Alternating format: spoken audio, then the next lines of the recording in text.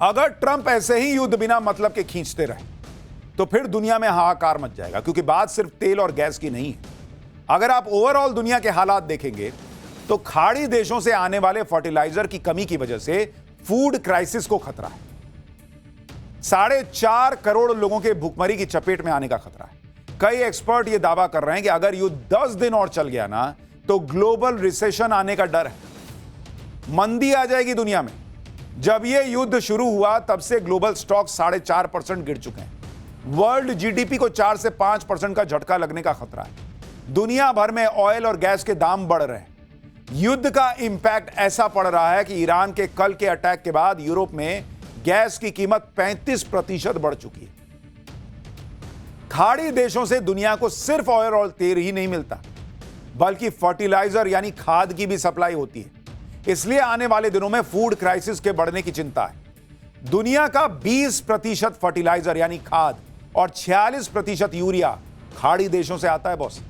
अगर Hormuz strait बंद ही रहा तो दुनिया के कुल खाद व्यापार का 1/3 हिस्सा बाधित हो सकता है। नाइट्रोजन खाद की कीमत दोगुनी हो सकती है और फॉस्फेट खाद की कीमत करीब 50% बढ़ सकती है दुनिया भर में।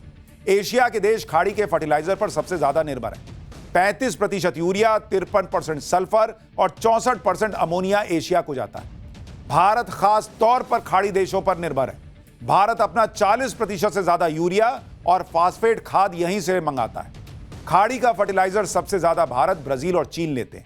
ये तीनों ही देश दुनिया के सबसे बड़े खाद्यान्न उत्पादक भी हैं। यानी बात सिर्फ भारत के लिए कोई चिंता की बात है ऐसी नहीं है, पूरी दुनिया के लिए चिंता की बात है। एक साथ दुनिया पर कई संकट आ रहे हैं।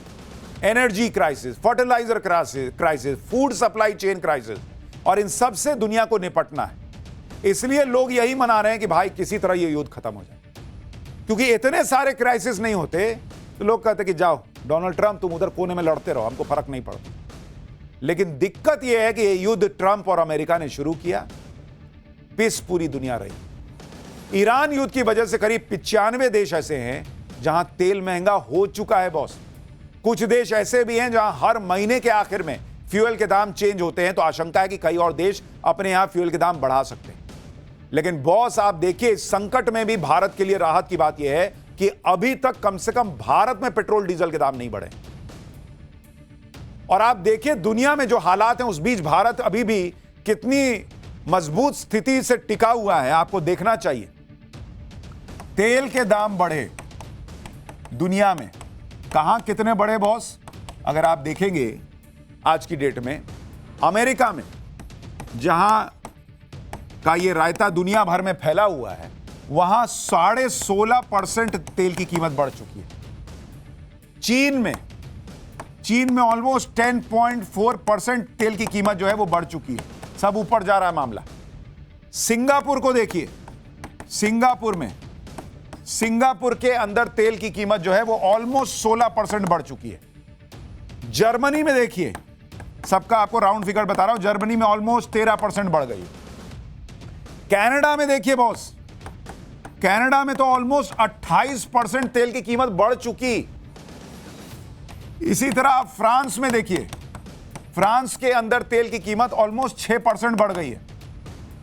यह डेटा 23 फरवरी से 11 मार्च के बीच का आपको बढ़ा रहा हूं। लेकिन अगर आप भारत में देखेंगे, आज की डेट में भारत में तेल की कीमत कितनी बढ़ी? 0% बॉस। इकलौता अपना भारत है जो इस युद्ध के संकट के बीच भी टिका हुआ है। लेकिन समस्या यह है कि इतना रायता फैलाइएगा तो कितने दिन चलेगा, क्योंकि हम इतना इंपोर्ट करते हैं, कितने दिन इसको पकड़ के रख पाएंगे। लेकिन दुनिया भर में इंपैक्ट पड़ रहा है। भारत में पेट्रोल डीजल के दाम नहीं बढ़ रहे, लेकिन अगर यह युद्ध ऐसे ही चलता रहेगा तो आगे क्या होगा इसकी कोई गारंटी नहीं है। क्योंकि आप यह भी देखें कि ईरान युद्ध में 2 हफ्ते में ही भारत में एलपीजी को लेकर चिंताजनक स्थिति बन गई। पीएम मोदी इस बात को समझते हैं कि अगर युद्ध और भड़का, एनर्जी हब पर हमले होते रहे तो दुनिया तबाह हो जाएगी। और सबसे बड़ा नुकसान हमारा ही है भाई, भारत का, क्योंकि हम फास्टेस्ट ग्रोइंग इकोनॉमी है।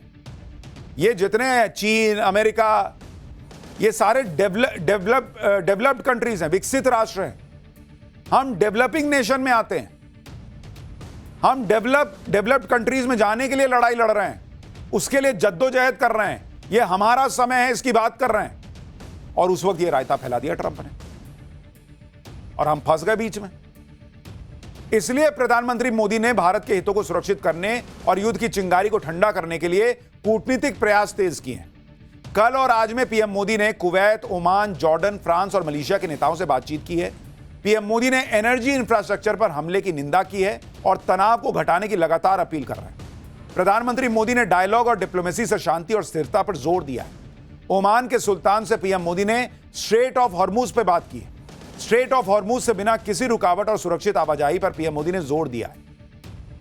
यानी पीएम मोदी अपनी डिप्लोमेसी के जरिए पूरा जोर लगा रहे हैं कि किसी तरीके से यह युद्ध रुके और भारत और दुनिया जो है वो इससे निकल सके।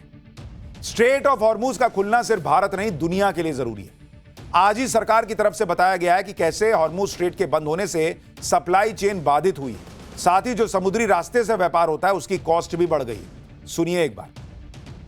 स्ट्रेट ऑफ हॉर्मुज के क्लोजर से मैरीटाइम लॉजिस्टिक डिस्टर्ब हुए हैं। शिपिंग लाइंस और इंश्योरेंस ने एडिशनल वॉर रिस्क प्रीमियम को बढ़ाया है, वॉर रिस्क सरचार्जेस को बढ़ा दिया और इमरजेंसी कंफ्लिक्ट सरचार्जेस बढ़ गए हैं।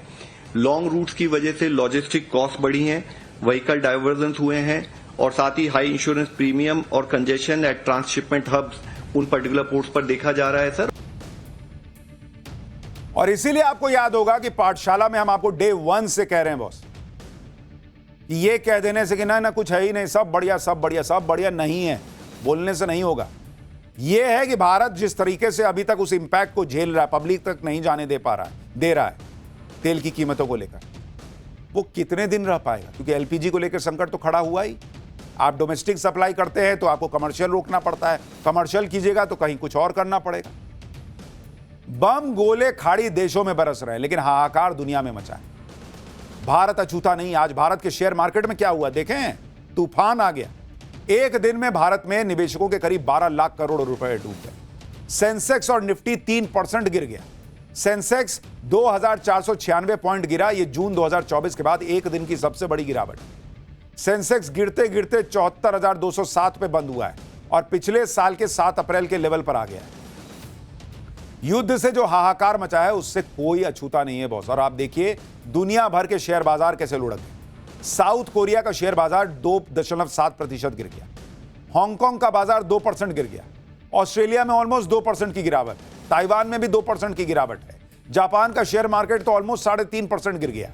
जर्मनी भी 3% के करीब की गिरावट देख रहा है। तो लोगों का पैसा बहा जा रहा है भाई।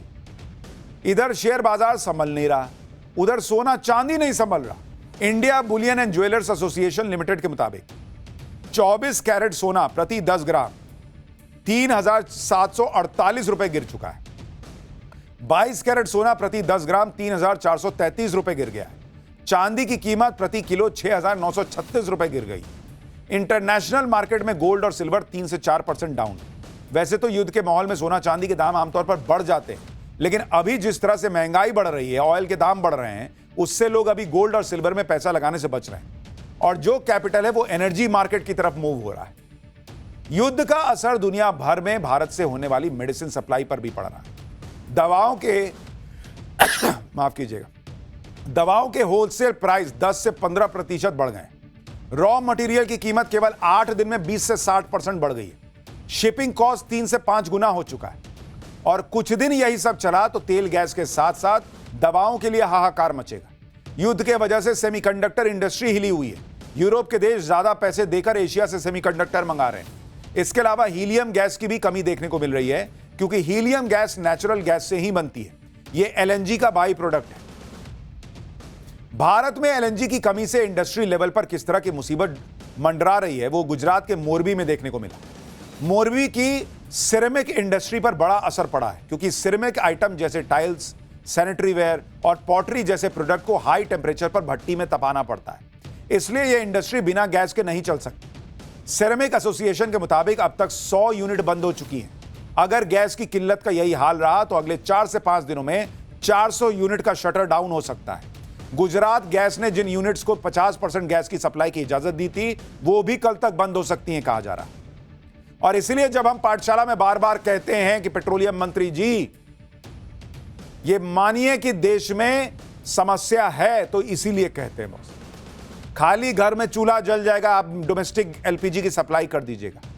लेकिन एक साइकिल ना चलता है बॉस।